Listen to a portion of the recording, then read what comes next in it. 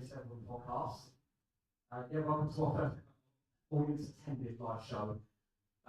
Yeah, guys, so people know at home you're actually here. Make some noise. Do something. We have got people here, believe it or not. Yeah, as you can see, we are here at the Men's Musical Stadium and in the factory to talk about shoots next hour. Yeah, as you can see, we've got Alex Pooler, Matt Olsen, Lewis Brandy is going to be joining me in a moment. But we are joined first off by our head of commercial at the football club, Mike Sutherland. Mike? How are you? Good. Good evening. Nice to be here. Yeah. Thank you for inviting me. No problem at all. Yeah, you've been a busy man over the years. I'm old. You've been at Watford, Spurs, Swindon, Palace, Brentford, Orient, Huddersfield, and Gillingham 3 times.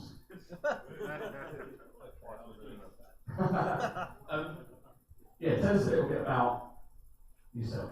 Okay, right, I was born in Rochester at a very early age, and Gillingham were always my team, and I came here. My very first game was Gillingham versus Watford, and Gillingham had just been promoted to the 3rd division, and they won 5-2. And as a little lad, I then thought that every time you went to a Gillingham game, they were going to win 5-2. And I'm going back in, I'm showing my age now, but I'm going back in the days of Alex Farrell, Mike Burgess, Gordon Pulley, Brian Gibbs, Rodney Green, etc. And it's really funny because Watford, I didn't understand it at that time, but the very first away game I went to, or was allowed to go to, right, was Watford versus Gillingham in the FA Cup in 1969. Alright, and then as it worked out, in 1981-82, I joined Watford. Having worked for the Kent Evening Post, which was a local newspaper at that time, I got worked in newspaper, but then I got coached to join Watford. And a really interesting situation there, because I had 3 interviews to get into Watford, and interview number 2 was with Bertie Mee, who was the manager of Arsenal when they got to the double in 1971, and then the 3rd interview was with Graham Taylor. And that was by far, I've been very, very lucky with the managers that I've worked with in that time. Graham Taylor is the best manager by a long way that I've ever worked with. And I got the job, and I had to give a notice in, which I did, and I joined Watford on the Wednesday. And I remember the marketing manager coming in to me on the Friday, and she goes to me, I need you to come to a meeting on Sunday. Would you come? I'd like you to attend a board meeting. Yeah, no problem at all. Where do I go? Thinking it was going to be Vicarage Road, and it worked out that I had to go to Elton John's home. Sat down, lunch with Elton John and all the directors of Watford, where I was introduced to the club. Alright, so that was 1981, 82, and it's really ironic at that time. Watford were the golden team, right, with Elton, with Graham, and in my very first year, we had promotion to the 1st division, and we were told we were going to be relegated, but we were Watford. And we were very, very fashionable, but in reality we came runners up to Liverpool, and then the following year we went to Kaiserslautern, Sparta Prague, Levski Spartak in Europe, and then the following year we had the FA Cup against Everton. Alright, so I was very, very lucky to be at Watford at such a good time. From then on I have moved around. There are people in the game who haven't moved. Alright, and I respect that, but I think if you move around, every club is different, and one club you actually missed out there was Millwall. Now I know this is being shown live, so I will watch my language. But Millwall was the only club that I had to swear sales pitch, all right, if anyone wants to buy anything off me, all right, it's the only club, and immediately I came out with a certain word, I was one of them. All right, so, that was normal, all right, but I've been very lucky. Yeah, you mentioned about your experiences over the years and at different levels. What's the difference between, I guess, the clubs down the bottom end of the football league where you've worked to then the top of the league? What's the difference between just how the day-to-day running? Right, okay. For those of you who don't know, I've just come from Brentford, where I had 12 years at Brentford. Ironically enough, I was commercial manager here, and I remember saying to the chairman that I live up in Berkshire, and I said to the chairman at the time that I've been offered an opportunity of going to another football club nearer to my home, and they were paying more, which also helped big time. And I remember the chairman going to me, he goes, well, where are you going? And I go, Brentford. He goes, Brentford? What are you going to Brentford for? They've got no future. And that was 2011. Now, from 2011, when I arrived, alright, and let's be fair, it's nothing to do with me really, but in that time, I had promotion from League One to the Championship. We came within 20 minutes of beating the champions of Europe, Chelsea, in a FA Cup tie. We had 3 trips to Wembley. We got promotion to the Premier League. All right, and on the very first year that we were going to be relegated because we were unfashionable Brentford, we came 13th. And in the second year, when we were going to get relegated, we came 8th. And we moved to a brand new stadium, and then all of a sudden we're finding players like Christian Eriksen. So that was Brentford. Now your question is a good one, because what we found immediately Brentford went into the Premier League, the amount of staff that they brought in was incredible. And during the final part of my career there, right, I started doing some consultancy work down here with Gillingham. And what I found was that I would go into Brentford one day and there was 20 people available to do one job. When the next day I'd go to Gillingham and there was one person to do 20 jobs. All right, and that's the difference, But what's really brought me to Gillingham, the question, why have you left Brentford, a Premier League come to Gillingham, who are League Two? Well, number one, Gillingham are my team. All right, so I know the area, I know the people. All right, but I really, in the time that I was doing some work for them, I bought into Brad and Shannon. All right, their vision, they're so positive, they're great people. Right, so I really bought into Brad and Shannon. Then you look at Joe Conver, all right, who at that time was head of commercial. Now between Joe and Meg, all right, those two worked really hard, and the revenue they brought into the club was incredible. And let's be fair, at Gillingham, it's been a bit of a tough time. And I remember being, on a match day at Brentford, after the game, you'd go into the lounge and you look at the TV and, how did Gills get on stage? We got beaten 3-0. Okay then. All right, and it was disappointing. But then we all know that from January, Brad and Shannon came in, and the fortunes turned. But we must also remember that at Gillingham, we've got some great people, great staff, all right, who are very, very loyal. We've got Joe Binks, we've got Phil Patrick, we've got Dave Boniface, we've got Ben Reeves. These are all people that are Gillingham through and through.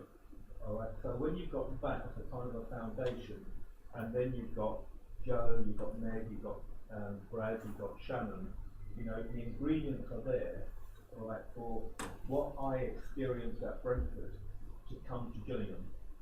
And I'm delighted to say, sort of they brought in Brad and Shannon, they put in their hands into their pocket and they bought a brand new LED that you see on a match day.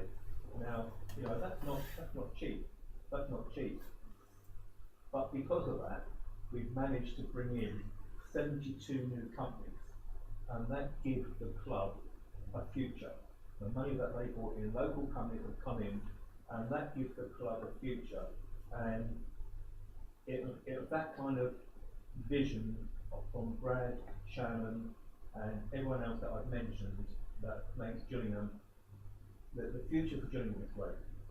Guys, Mike Sullivan, give him a round of applause. Thank you very much.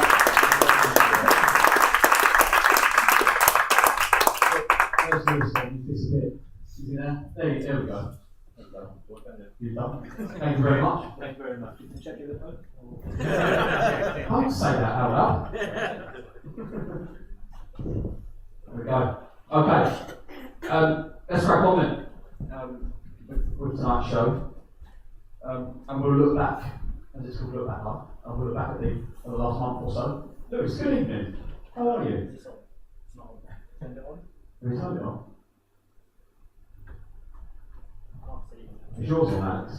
Hello. Mine's on.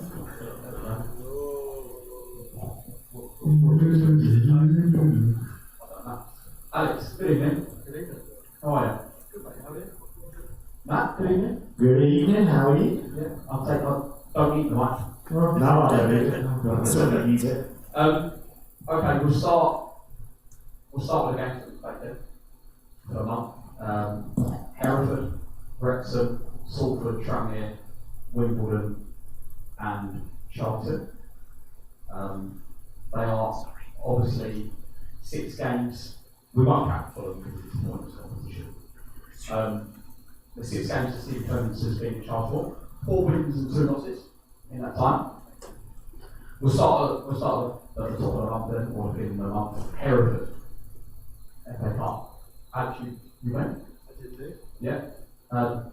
Tricky tie on paper can be one of those ones that you sort of think we could get dumped out here, but a professional performance. Yeah, I think a lot of people after that game came out for that one we'll be expecting a new manager out, but what she obviously understands football as well as we do, as well as people in the crowd, and you know that was a very special performance when we went there. Quite the crowd was massive for a club like Hereford. Did the job that we needed to do, came home and got through to the next round. So all we had to do, and we did it. Yeah, Matt, obviously Stevie Clements' first game in charge, one I'm sure that he was probably excited for, but he thought, oh my God, I'm walking into an FA Cup tie here, first game of the job, I could get dumped out. But yeah, obviously we did it. Yeah, we did. I mean, obviously, on paper, it was a potential basket. Hereford are not doing too badly in their league at the moment, and look, we had to turn up, do a professional job, actually, turn up and play some decent football, and that was the only way we were going to win the game, and look, we deserved to win that game 2-0 at the end of the day, and it was an excellent performance as well. I've got to say, Jaden Clark, I thought he was absolutely excellent that day. Lewis, is your mic being picked up now? I don't know. It doesn't sound like it. This is not my gear. Everyone here that knows this is not my gear. It's all Is it working on the James. screen? Hello? Okay, is it working on the screen?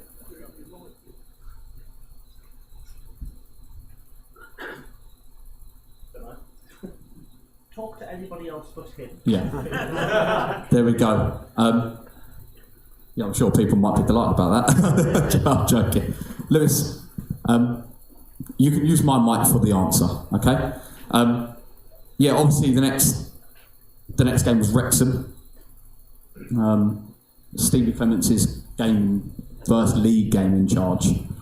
I think it was fair to say it wasn't a pretty afternoon, was it? No, it wasn't. Hello everyone, this is like the worst loose women ever. Yeah, Wrexham was a good trip. Killed my car as well, which is brilliant. But yeah, I think we're always going to get a few people going to Wrexham because of, the club that Wrexham are now, I suppose. It's in Wales. It's almost a rivalry between Brad and sort of their ownership forming. But it was not a good trip. It was a good day out, but in terms of the performance, it was shocking, really. And I think it was unfortunate that Clements got thrown into a game where his first league game was Wrexham, one of the best teams in the league, probably the best home team in the league. They scored plenty of goals against teams before us and since us. But, you know, a game's a game, and I think a few players let themselves down that day. I think that's been evident in the changes that's been seen in the team since. It was a really bad performance. Can only count a few of the shots on my hands, but I think we do better to forget that one. I assume Alex was there as well. Were you at Wrexham? What did you make of it? It was a horrible afternoon, horrible journey back, obviously. We weren't great, right? We wasn't great, but we need to not take stuff away from Wrexham. They were fantastic. Everything that we want this Gillingham team to play, they did that day. Everything, both of them, and their players stand up. They're a bit like us this season so far from what's in them. 1 week, best team in the world. Next week, completely different side. And unfortunately, we turned up on a week where we looked awful, and they were probably at their best. But they've probably been the season, to be honest. Yeah. Yeah. Matt, we'll obviously come to you because, like Alex said, about our inconsistency, that has been our one issue this year, and I think people in the crowd will probably agree that we just certainly away from home. Yeah. The next game that we're going to talk about is Salford, where I'm sure a lot of you guys were there against Salford, where on our day we looked like one of the best sides in the league, but we just cannot build that consistency. But the second half against Salford, we completely took them apart. Unfortunately, this Gillingham squad is a team of two. We'll turn up in the first half and then not turn up in the second half, or we won't turn up in the first half and we'll turn up in the second half. But it's been ultimately, most of this season has been that case. You know, even at the first 3 or 4 games where we were winning like 1-0, we'd get score that first goal in the first 20 minutes and then we would just sit back and defend, and in the second half that team would then be all over us. So look, I mean, coming up against a really strong Wrexham team, you always knew it was going to be difficult, but against Salford we literally saw 2 different Gillingham teams that day. One team in that first half and then a completely different team in that second half, and yet it was the same group of players on the pitch. Yeah, if I can just... Oh, we're actually working now.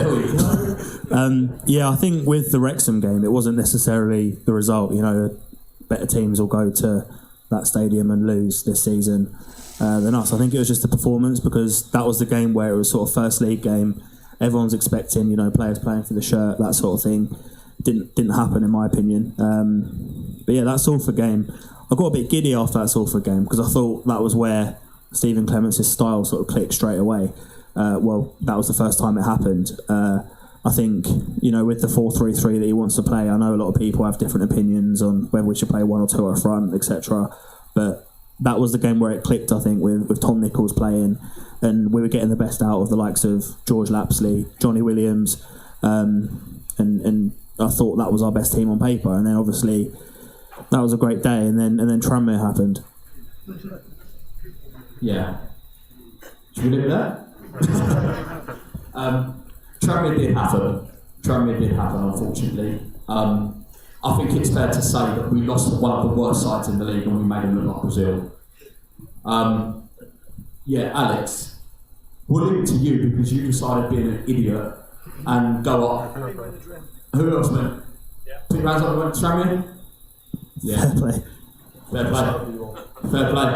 Fair play. I'm sure you're in agreement, it was abysmal, wasn't it? Yeah, well, great. Go on, mate. That Gillingham side that doesn't turn up to games, but even worse. We were god awful from start to finish. We had nothing. We as you said, we turned up and we made the worst side in this league look like Brazil. And even before the game, we were talking to the crowd fans, and they were like, "This is going to go 1 or 2 ways. We're going to pump it up, or you're going to pump us." And unfortunately, it was that way around. And I've got so many things I'd love to say in the game, but I can't say it because we're live and a lot of swear words, mate. So I think we'll leave it. It was god awful, and we needed to see reaction, and I'd like to think we have since then. In all seriousness, Matt, our away form. In my opinion, it will be the Achilles heel in us getting promotion or not this year. 100% agree. 100% agree. Although I've just got to say something about that Tranmere team, and if you look at actually their recent performances, they have been absolutely brilliant. We did make them look like Brazil that day, but they have got better and better each week, and that was ultimately the catalyst. It was them playing against generous Gills, who let them have 3 goals, and then all of a sudden they've now started to go on a run of form. So look, I will say, yeah, Tranmere deserve to win that game, but as you know, as a Gills fan, as when you watch your team, you just want them to show a bit of fight, a bit of heart, and there was nothing that day. I will say our away form, like you've said, it's going to be our Achilles heel. We need to stop turning losses and turn them into points at the very least if we want to get out of this division. We can't be affording to lose to teams like Tranmere. We've got Forest Green obviously coming up. On paper, that's the game we've won already. On paper, but the game's not played on paper. So we've got to turn up there, put in a professional performance and get 3 points. If we can do that, we'll get out of this league. If we can't, I'm sorry, but next year we'll be still in League 2. I think that's what we spoke about before, me and Owen, who, by the way, isn't here today because he's not in the country. Shout out to him. But yeah, we said that before about the sort of approach to games where we were going to games like Doncaster. This was mainly under Neil Harris, to be fair, but we were not sort of taking the game to the team. You know, we were making it a fight, and it was almost a 50-50 call on who was going to come out on top. Whereas this appointment of Stephen Clements is almost, well, it has come because we want to control games and be a bit more dominant, and you know that comes with the away form as well. Obviously, we've not seen that so far. We speak about Wrexham and Tranmere, that sort of thing. Like you say, Forest Green's coming up. We should be going to that game trying to win the game. I'm not saying we don't try and win the game. Games aren't going to be easy, but we should be going. You know, this is a quote that I got some stick for on Twitter, but we should be expecting to win that game. You know, I'm not saying we're expecting it's going to be an easy game, but you know, a team with promotion ambitions versus a team with survival ambitions, we should be expecting to win that game for where we're at. And you know, I expect 3 points, but you know, the way it's been, who knows? My thing with it is away from home, and we look at the Tranmere game and the Wrexham game, and not at any given moment is there any sort of game management from our team. We've got. I just don't understand. I get we want to dominate, and I get we want to have a lot of the ball and whatever else, but there's no game management away from home. Is that an issue? Is that the fact of we're not digging in, we're controlling aspects, but then when the other team's on top, we're not then game managing those certain spells to then suck the life out of teams? It isn't. I think it's all well and good wanting to be this team that plays pretty football, dominates the football, but that's not how you get out of League 2. You get out of League 2 by going to places like Tranmere, when it's wet, cold and windy, dig in, you snatch a 1-0 win. You know, you can't go into every game and think we're going to dominate possession here. We've got to have that plan B to react to when we're on the back foot, when we can actually go to a place like Tranmere or Wrexham, dig in, be defensively sound and snatch a goal or take a point home. As Matt said, we've got to start turning these losses into at least a point if we want to go up. What is that though? Because I understand what you're saying in terms of getting, you know, we went up in 2013 and that promotion campaign was built on having a solid defence, and you know, you can even think back to, you know, before we were even about some of the defenders that's played for the club, but why do you think that we have to go to places like Tranmere where we're a much better football team and we have to adapt? You know, why can't we just play our style, that sort of thing? I'm just, you know, as a question. A place to go. It's a very long trip up there. It's, you know, 6-7 hours on a coach. I know it's the night before, but you're away with your family the day before. You're travelling there, you're travelling back. It's cold, it's wet, it's windy. You know, it's Tranmere, to be fair to, it's half decent sized stadium. It's not your home stadium. You know, you don't get as many fans go to those long away days. I know we have one of the better away followings in the league, but it's the same as teams coming here. You know, you can have a Salford team come here that would dominate a game the week before at home, come here, it's the same aspect. And we also don't have the personnel or do have personnel, but not fit personnel to go to a team like Tranmere and turn up and do the dog work. You know, if we had Ollie Hawkins fit for the Tranmere game, I think we'd go there and win it. because we can change the style of play, we can go a bit longer, but Barn and Nichols don't fit that.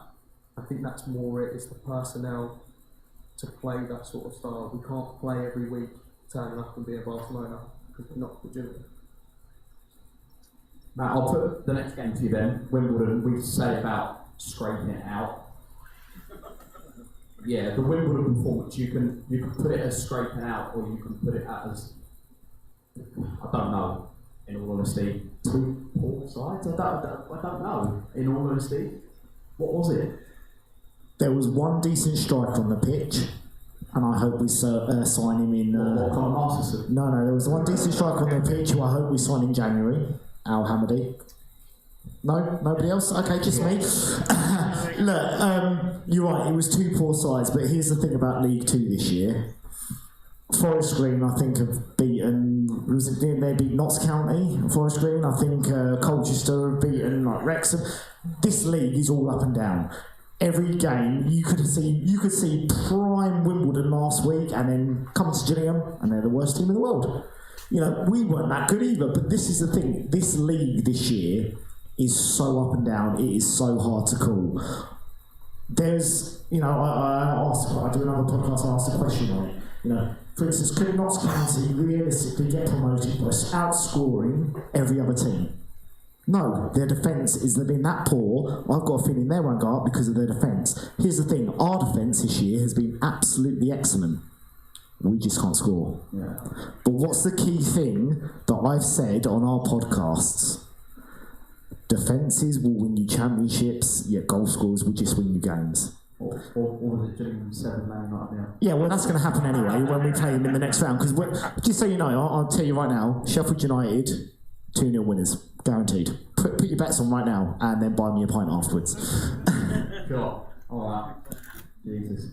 Talking of 2-0 winners, we beat Cheltenham on Saturday, where, again, Alfie May who?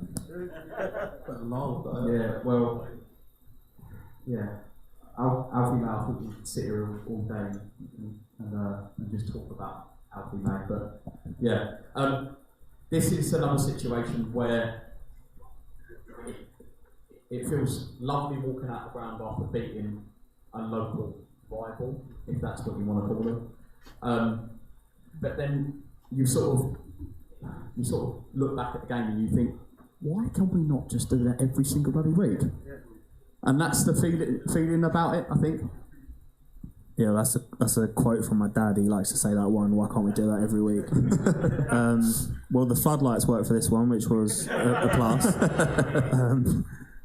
No, it was a great game. It seems like we're a bit of a cup team at times. You know, you think of the Southampton game, which is still my favourite game this season. You think of some of the runs we had, beating Brentford, going to Molineux. You know, even the Luton game where we lost. You know, they gave it a good go against a Premier League side, and we'll try and do the same again against Sheffield United. But yeah, the Charlton game was great because I personally hate playing Charlton. I think it becomes a little bit of a rivalry, which it's not always to some people, but I think it gets a bit unnecessarily a bit scrappy, and you know, a lot of their fans came down, fair play, and you know, most of them live in Kent anyway, so it wasn't a long journey, but yeah, we tore them apart really. And I think if you look at the feedback from the Charlton fans, they've been very critical of how they performed lately, how they performed in that game, the efforts from their players. That's not our problem. You know, we played some decent football. Tim Dieng's goal was fantastic, I think, from the likes of Coleman, Lapsley, and yeah, it was just a really good day really, where, you know, we're starting to put some more clean sheets on the board with Max Amer coming back in the team, which I'm sure we'll go on to talk about. But yeah, it was a really enjoyable day, and we play with that intensity. I don't know if it was the sort of rivalry that has been painted, or that it is again to some people. Whether it was the fact it was a cup game, you know, the FA Cup, what's on the line, big crowd, that sort of thing. But the players seemed to be up for it, and the intensity was there. I'm not saying it's not there in league games, but maybe it's a mentality thing where they're more up for games like that, which is a natural thing. There's no criticism of the players, but you know, it'd be nice to have that sort of approach in every game, because I think, you know, people who went to Wrexham, if you compare the intensity there to the Charlton game, it's like night and day, and it'd just be nice to have that every week, I suppose. Well, someone that was up for it was certainly Mr. Macaulay Bond, wasn't he? The old little cup of the year. That was nice. It was indeed. That was lovely, and it was a lovely moment for us, but for him even better. You could see how much he enjoyed doing that. They gave him so much stick from the minute he walked out the tunnel. I had a friend who was unfortunately a Charlton fan. I do feel sorry for him. As they walked out the tunnel, they started straight from the off, and it was such a big moment for him and a big moment in the game. But I think he needs more performances like that one. Just because it's Charlton and just because it's your old team, you can't just turn up for that game. He needs more performances like that, which at the moment seems to be a bit few and far between for him. Can I just actually add that there's one thing that we've all completely forgot to address here. Stephen Clement's got his tactics spot on that day. Absolutely spot on. Yeah, I think Clements has been going a bit more direct recently, isn't he? I think, this is his first job as a head coach and he's learning on the job, I'm sure. I'm sure he has ambitions to sort of go all the way. I'm not saying Gillingham are a stepping stone, but, he's learning early on in his managerial career. And when he first came in, it seemed as if we were trying to play like Barcelona. And I think it was that Wimbledon game where we suddenly started going a bit direct. And, even if Tom Nichols is playing up front, you've got people like Tim Dieng that can win headers, and it protects your defence a little bit as well when you've got people like Max Amer coming into the team who aren't necessarily the best on the ball, whereas Shadogi is quite comfortable, obviously the person he's replaced. But, he has adapted a little bit where he's prepared to go a bit more direct at times, which I think has really helped us. Yeah, okay. Yeah, fair enough. Well, let's move on to the talking points of tonight. Just before we mention, obviously, thank you to Daniel Construction for sponsoring us this season. Specialist services, commercial and domestic contracts for groundworks, hard landscaping, including paving, edging, modular and bonded services. You can find them at danielconstruction.com, and massive thank you to Laura, their owner, for sponsoring us this year. Okay, on to our talking points of tonight then. Obviously, the opening of the new club shop. Looks lovely. It's very nice. It's very nice. And Mum's in the crowd. I hope you go and visit there for Christmas. Thank you very much. No, it is very nice, and it's a massive thing for the club. We've gone without a club shop for so long, and one that's probably up to the standard for so long.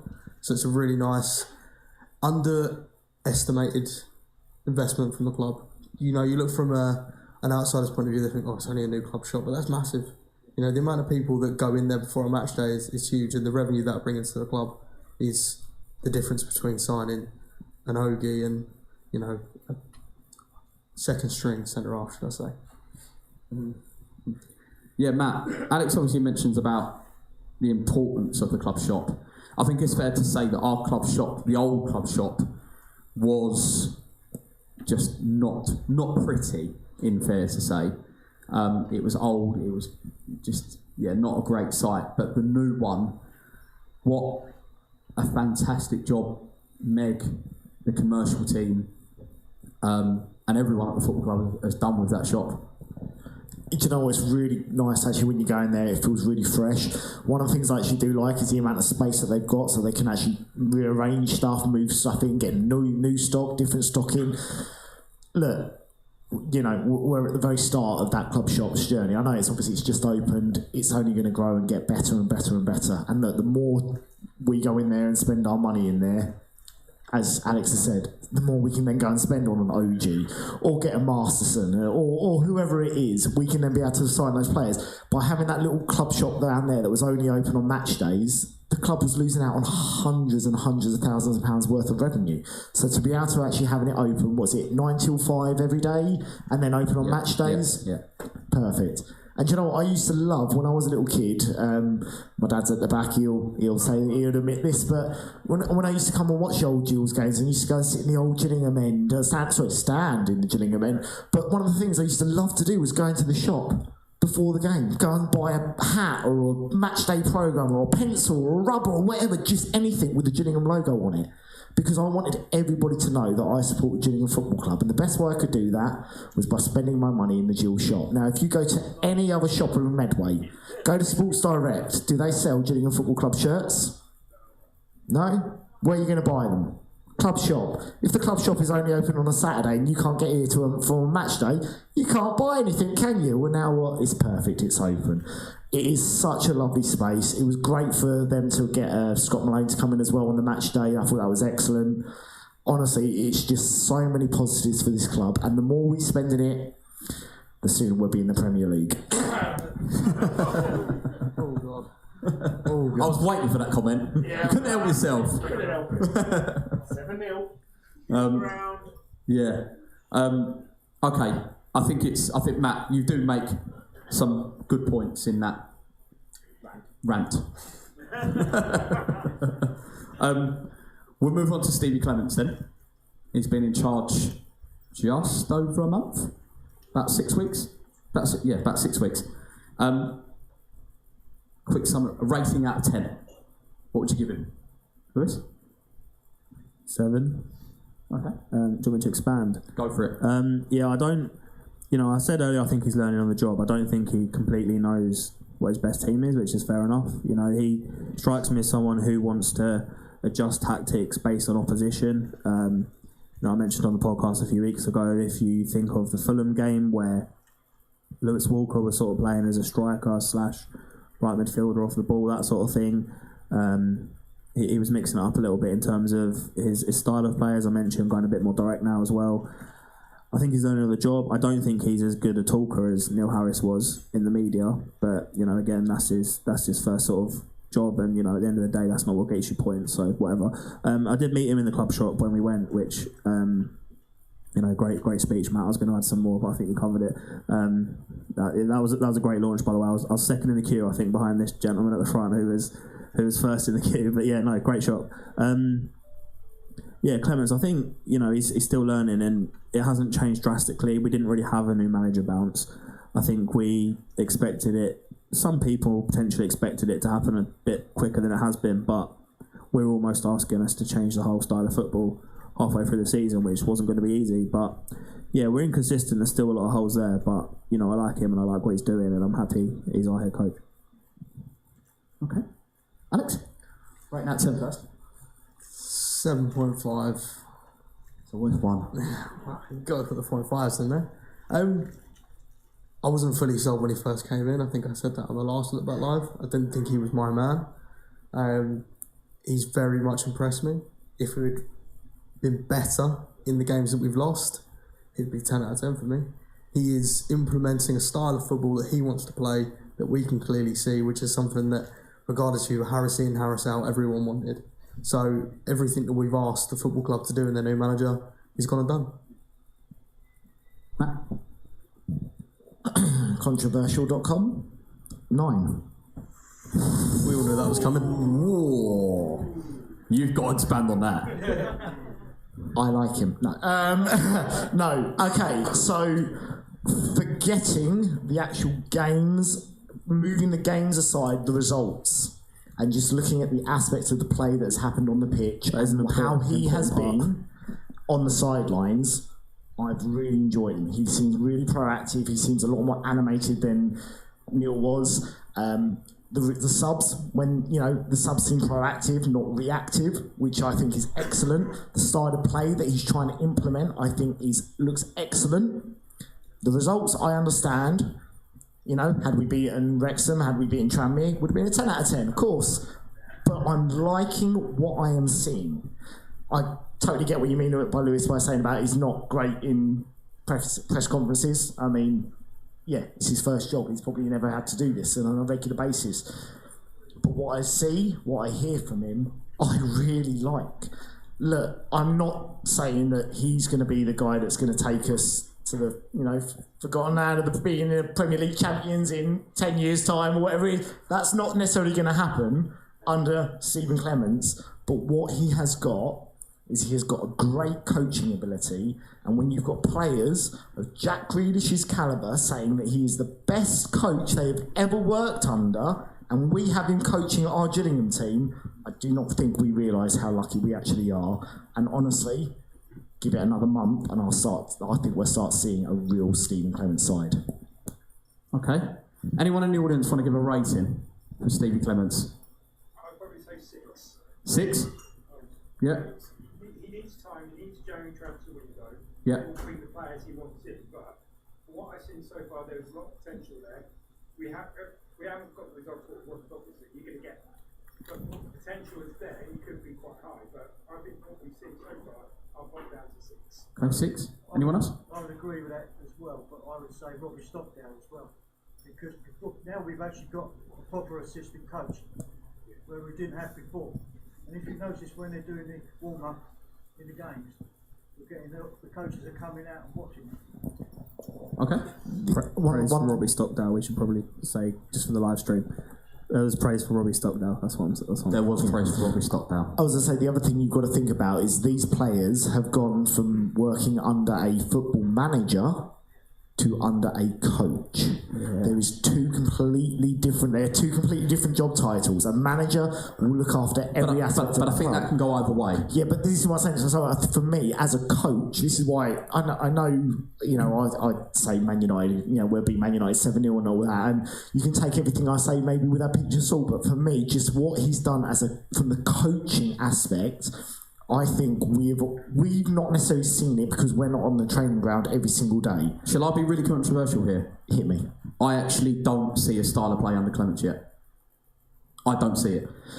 I do not see a difference. All I see with us, for me, is that we are a bit more on the front foot.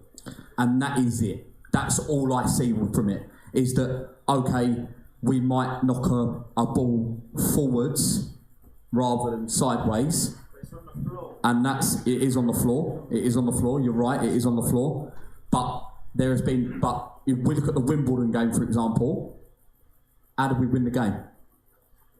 Yeah, to be fair, at Tranmere, Yeah. you think we had the ball on the floor for the first 30 Yeah. minutes, 70%. And did nothing with it. So I think, the style. People mention about the style of play, but then Clements said about on Kent Online, I think he said it a couple of weeks ago. He then said, "It doesn't matter. I just want to win games of football."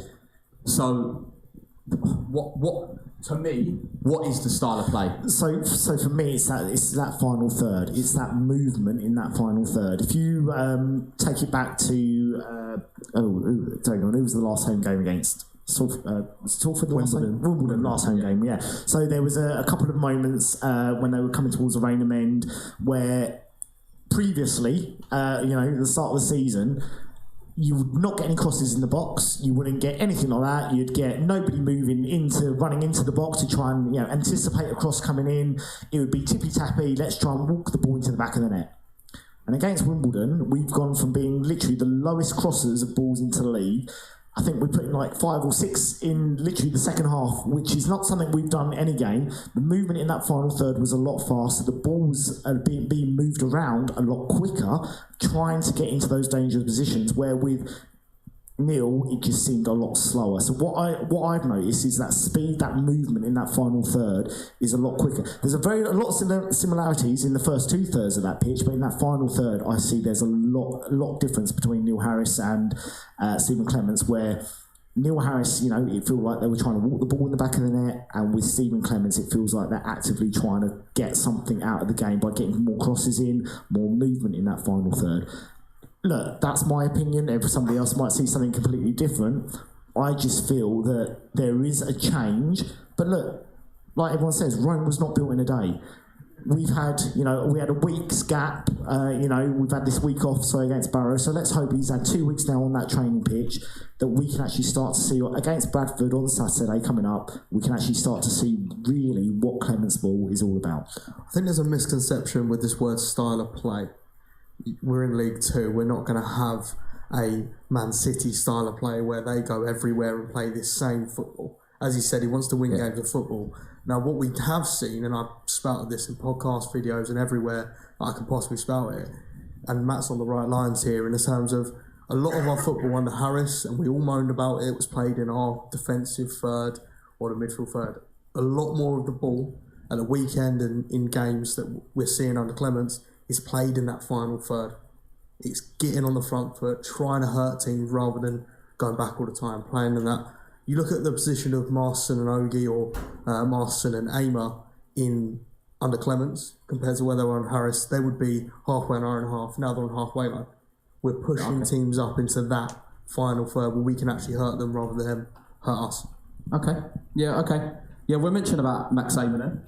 He's come back into the side. 373 games in a Gill shirt. He is one of the more controversial players in a Gill shirt, I think we'd say. But 373 games in a Gill shirt. Lewis, I know you have an interesting opinion on him, don't you? Yeah, before I start, hands up if you rate Max Eamer. Alright, so... One, two, keep your hands up. 1, 2, 3, 4, 5, 6, 7. Yeah, so probably... Goals conceded. Yeah. Okay. Yeah. Goals conceded when Masterson and Eamer are at the back. Compared to Masterson and Ogi's not enough. Yeah. What's the question?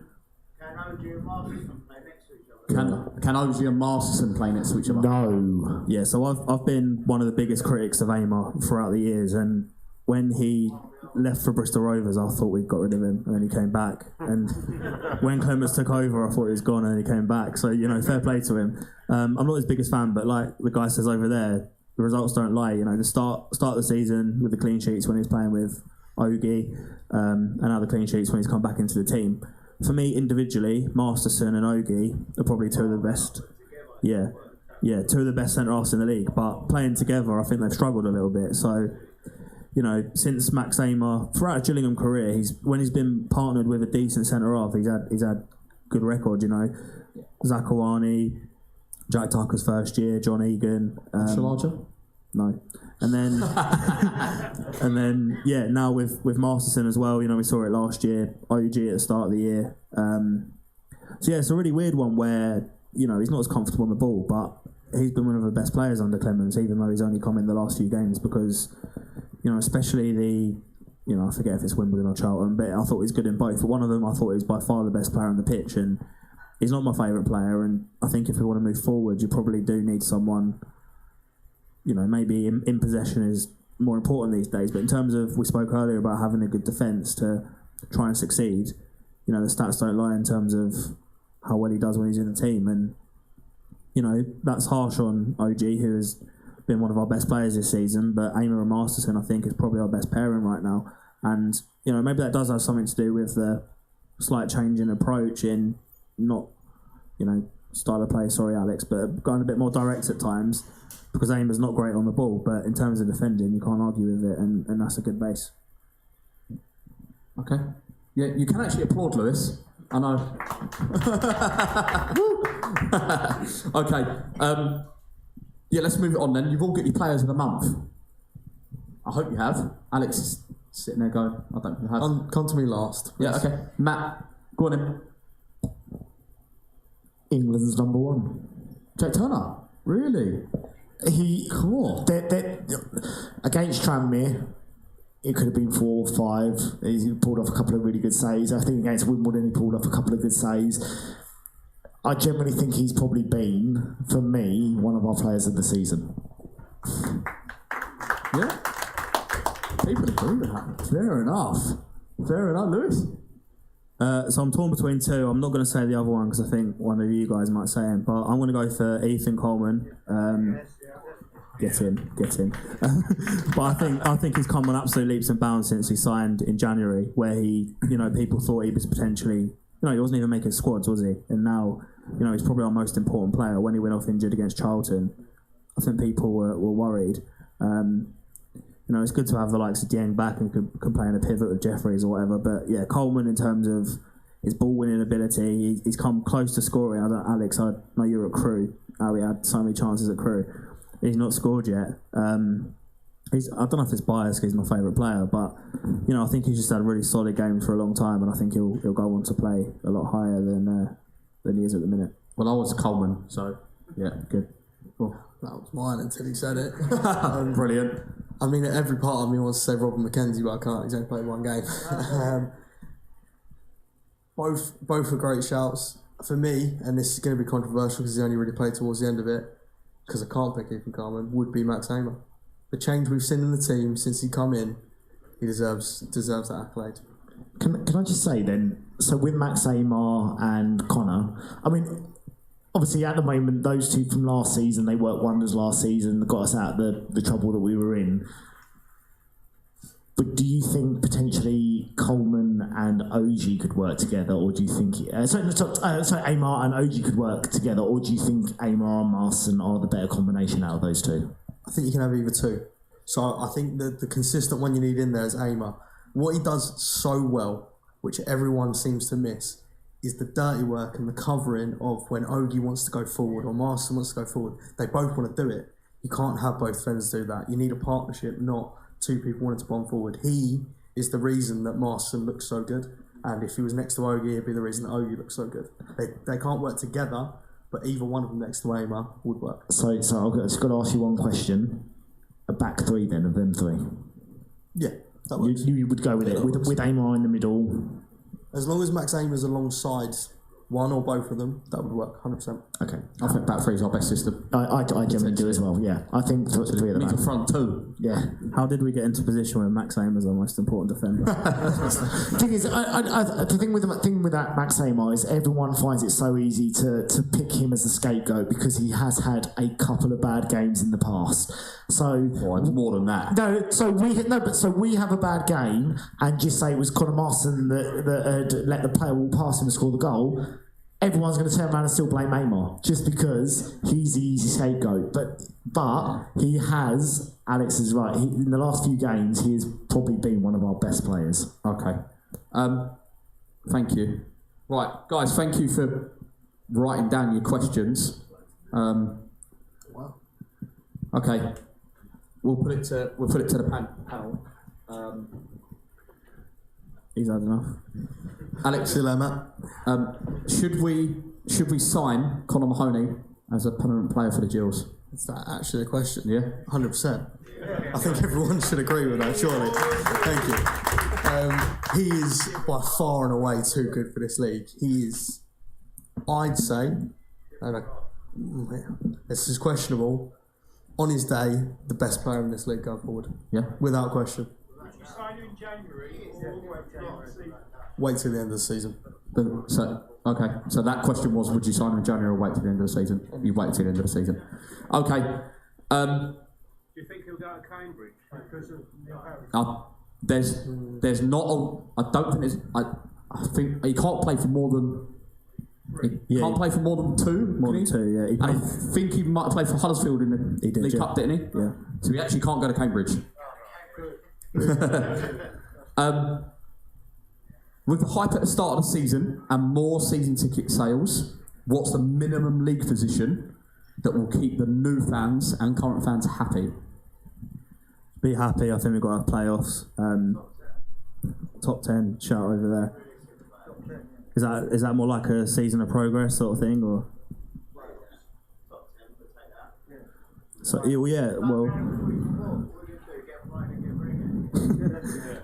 Yeah, well, top 10 seems to be a popular vote in the audience, but yeah, I'd say playoffs because I was very optimistic. I don't know about in terms of bringing fans back and stuff. I don't know if that's, once you're in, right? That seems to be the way.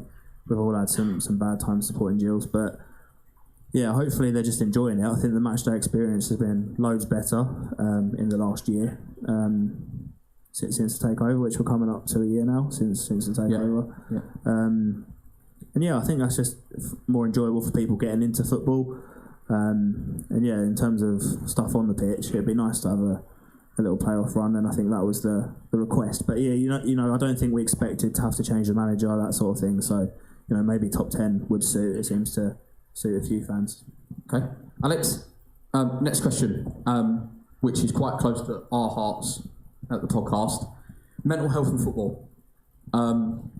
It's obviously been a big thing. We did a little video last week, was it? Around it.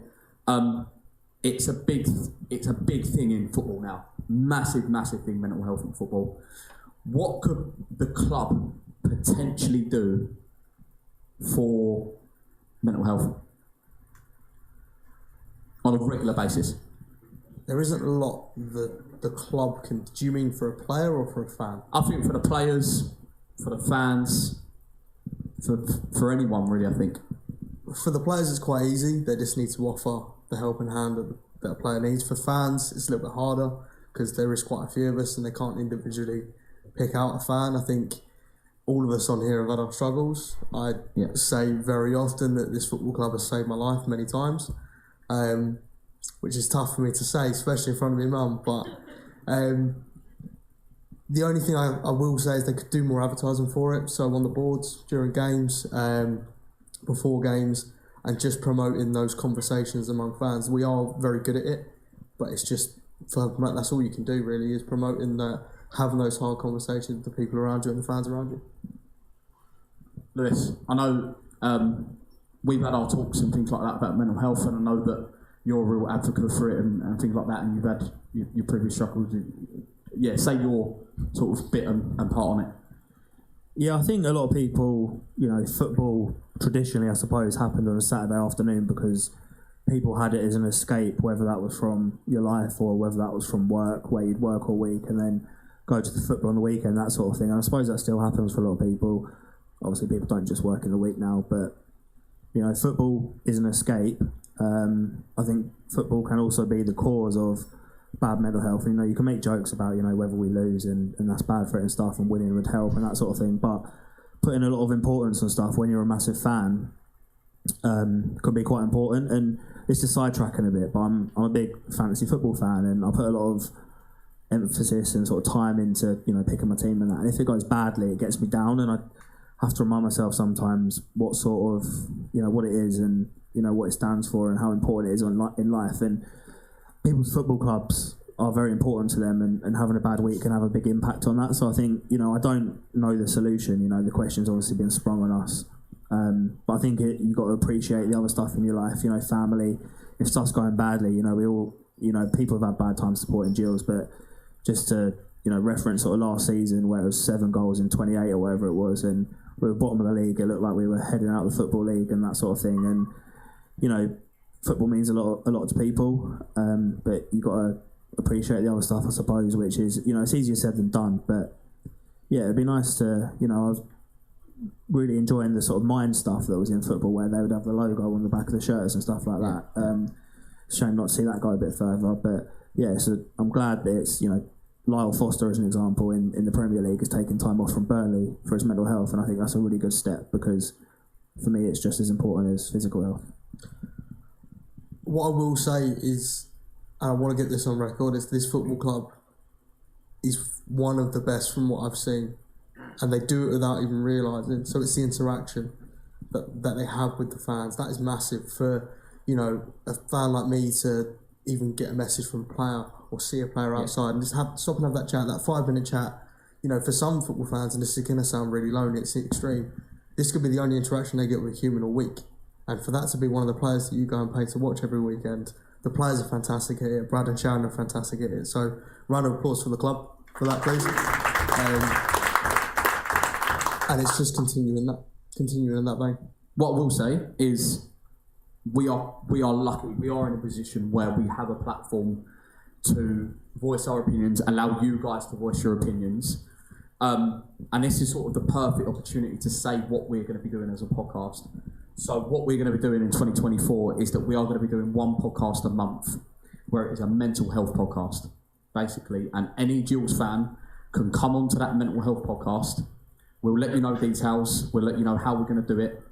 It's sort of early ideas that I've come up with, Owen, but it will be either filmed or just audio.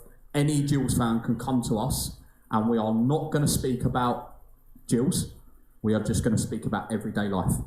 We've got a platform here, so why not use it? Why not use it for people? So we're going to do that in 2024, and we'll let everyone know details, basically. So because we're a family, we're a Gillingham family, why not help each other? 100%. Love that. If I can, so obviously I don't know if any of you watched the breakfast show that I put out for a bit. Obviously I mentioned on there about my mental health, and the one key thing I've got to say is you need to talk to people. You need to talk to somebody, because I just started speaking to some random bloke at the place that I work when I was feeling literally at my lowest, and without speaking to him, who knows, I might not still be here. But because I spoke to him, he made me see the light, almost, you know. So if you are struggling with your mental health, don't care who it is, go and speak to someone. 100%. Okay. Yeah. We'll start getting onto your quiz and start wrapping up tonight's show. We'll put it to you, Liz. Could the club work out an under 14 ticket that does not have to be associated with an adult ticket? Because I think you have to buy them together. Yeah. Yeah, I mean, well, I don't know. I don't have kids, but you know, would under 14s come on their own? I don't know. Do you do it at that age? But, yes. So back in the day, yeah, you used to. Doesn't matter how old you were. You had child's tickets, adult tickets. Anyone could come along. But I think it's like 2010. I think it was. They started introducing this thing of if you're under 14, you have to come with an adult. But so I remember being 12, 13 years old, standing in Gillingham End watching the Gills on my own. So could they not potentially bring that back? Because would that not, you know, if you've got a young kid who wants to come and watch the Gills play with their mates and not go with their dad, otherwise you're alienating them. So is it not worth potentially bringing that back? I think it would be a good idea. Whether the club decide to do it is up to them. But, you know, I mean, ultimately, the youth are the future Gillingham fans. So we need to get them embedded in Gillingham Football Club now, and not Man United, not Liverpool, not Man City. Get them embedded in Gillingham, and the best way of getting them in that is by getting them into the ground. Okay. Right, are you ready for your quiz? I'm so ready. Yeah? Yeah. Right, we're going to finish off a quiz. About 10 minutes left. So Alex and Matt, you're going to go against each other. It's based on the last month or so. I'm not involved, I'm just here to simply laugh at them. If I say Man United 7-0, will that win any of the answers? No? Okay, just checking. I think I'm having a chance here. Alright, so we're not going to do like a buzzer system, we're just going to say you both get an answer sort of thing. Okay. And we'll put it to the audience as well. So we'll just go for a few. How many Steves have Gillingham had as their manager in the 21st century? Permanent manager. 4. 3. It's 3. Oh, that was an absolute guess. Who knew that? Who knew that? Well, I did say 3 to be fair. Yeah? Alright, fair enough. Yeah. There's a guy called Steve Smith, not that one, who was like the second ever manager as well. Okay, so Alex is 1 up. I should probably check the score. I'll count scores, fine. Okay. Who did playoff winning manager Mark Stimpson recently take charge of? Margate. Not a clue, so. Alright, yeah, it's Margate. Straight in. So, straight in. Matt's 1-1. Matt's got 1 as well. In which game did Clements make the change to start Nichols up front rather than Bon? Salford. What was the game after Salford? No, you can't change your answer. No, you said Salford now. Who did we play after Salford? Tranmere. Oh, come on. It was Tranmere. Matt? Hereford. Well, I've written Salford because I know, you know, that was a cut. It's not Hereford. Macaulay Bond started up front. He did. Did he? Yeah. He did. So Salford, yeah? I should take this. Everyone happy with Salford? Yeah. Well, technically I said Salford first, so I'm just saying. Technically, you know. I'm just saying. Also want to change his And normally they take points. the first answer on any quiz, so... No. Okay. No points. In the Salford game, you know, 3-1 win, good win. What was the score at half time? 1-1. It was 1-0. Yeah. It was 1-0. 1 each. It was 1-0. 2-2. You keep the score, yeah? Yeah. Because I don't want to keep scrolling down. Okay. This is just for 1 point, but name the 2 players that went off injured against Charlton. Ethan Coleman and Johnny Williams, yeah, with the elbow in the face. That's correct. That's correct. Audience, stop giving them away. Looking in the back corner. I'm winning, I think. Get you up here. So, we've not seen Ollie Hawkins in a while. Looks like he might be in the squad for the Bradford game, which is great. So a bonus point for this one, James. What's his shirt number? 12. And what was his shirt number last season? Oh! Oh. What was his shirt number last season? 28. I was going to say it was high. 28. But I would have said 26, but... Oh, you got that wrong then. Yeah. So Alex, Be honest, did you know he's 12 now? I knew he was 12 now, All but right, I thought he was 26. Alex, one from that. Yeah, I thought he was Okay. 20. Yeah, okay, fair play. Okay. All right, so 5-4. I've got 5 players here that are currently out on loan. So do you want to do a point for each one, or Go on. one overall? You've got to say who they're out on loan at, so who they're playing for on loan. So we start with good luck. Sam Gale. Chatham. Do you know Matt? It's not Chatham, but it is a Kent team, and I've got a feeling Folkestone. Folkestone? Go on, James. Hastings. It's Hastings. Where is... Wait, so they no points, yeah? No. Josh Chambers. Worthing. What you going for, Matt? Oh, no. I'll say it's not Worthing, but... No. Welling United. Welling, thank you. No, Matt's not getting the point. There's no point for No, that. the audience helped him. Alex Giles. He's just signed for. Chatham. Okay. Debbie has, so. Alex don't know, so I'll give that to Matt. Okay, Joe Bode then. Anyone know this? I was going to say it's Averley, isn't They it? didn't know that. No, it's, No, I was going to say Maidstone, but I don't think I recall, so give the points to young gentleman. Yeah, you got the point. Yeah, well, but, yeah. Matt gets the point. Well done, Matt. Finally, Ike Orgy. Welling. Yeah, Welling. You got the scores? Yeah, cool. Okay, so famous musician, Gillingham fans in the crowd, Amu Acoustic. I don't know if you'll know this, but I want you to finish a line for his Christmas song. He's nicked your saying. What's that? He's nicked your line that you did on the last Look Back Live. Where you started it with a Christmas song and it was nothing to do with it. It was Celine Dion. Oh, yeah. And also the guy in the front row Welling took it good.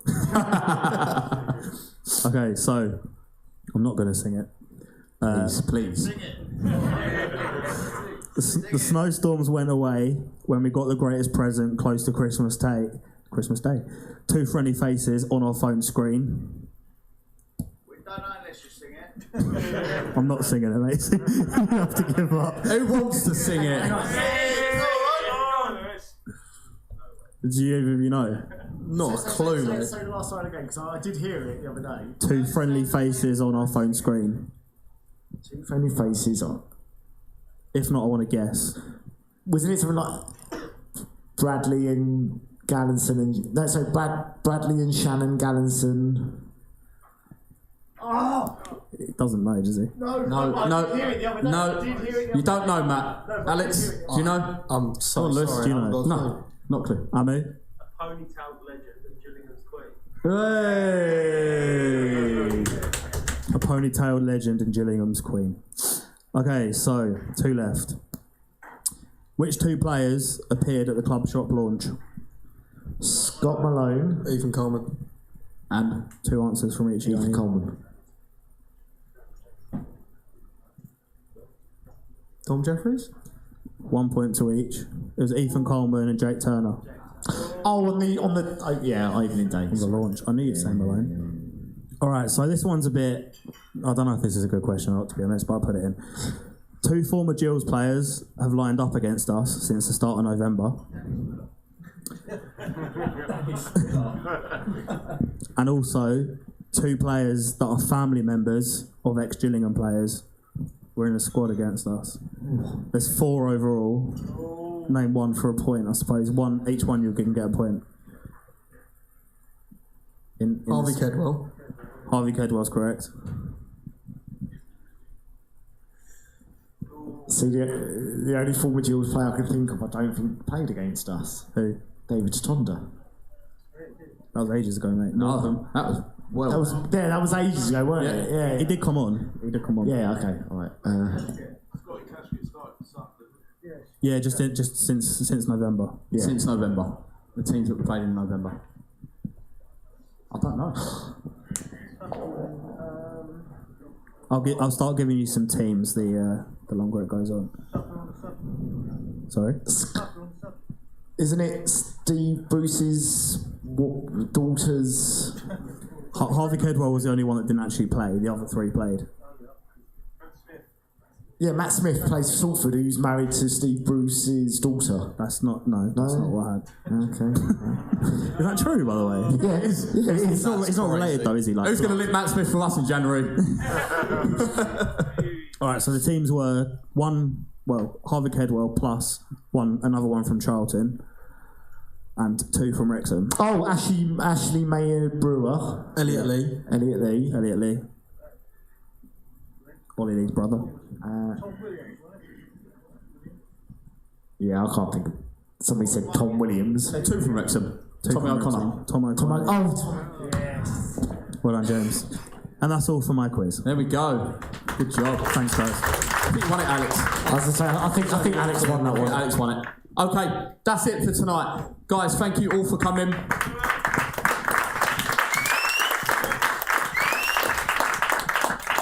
Yeah, hope you really enjoyed it. Appreciate you attending. We've got plenty of content planned in the new year.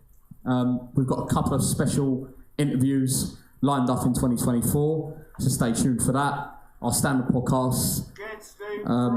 Get Steve Bruce. Oh, definitely not. No way. No, there we go. We will look to do one of these again at the end of the season. So, yeah, thanks for all coming, guys. Thank you very much. Good night.